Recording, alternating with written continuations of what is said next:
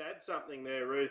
In relation to the Mulga Land, it is primarily a breeding ground. Now, for anyone who doesn't quite understand what I'm getting at there, the large majority of stock run in the Mulga Lands are cows, as in breeding cows. And the purpose of that, or the reason for that, sorry, is the fact that it is very much safe. It's a safe, as I said, it's drought resilient.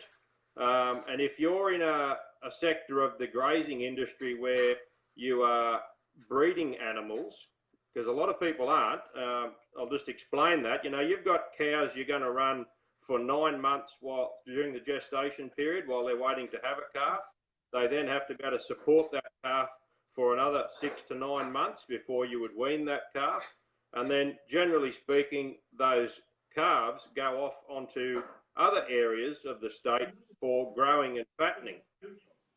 It's far more, could I say, desirable to breed cattle in this area because of the safety net provided by the vegetation, because it's drought proof. If you're trying to breed calves in an area that's got no mulga, you don't know what the weather's going to do 6 months, 9 months ahead.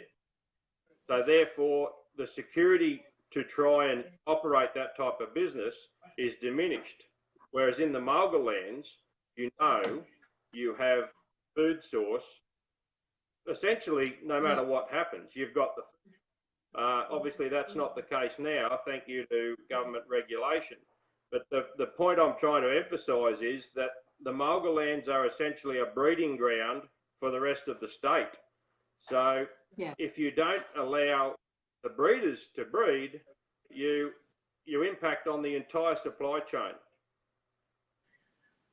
Yep, that really does worry me. That does worry me, and I think that city people who are watching this need to learn about what governments are, how governments are appear to be hampering farmers from supplying us food.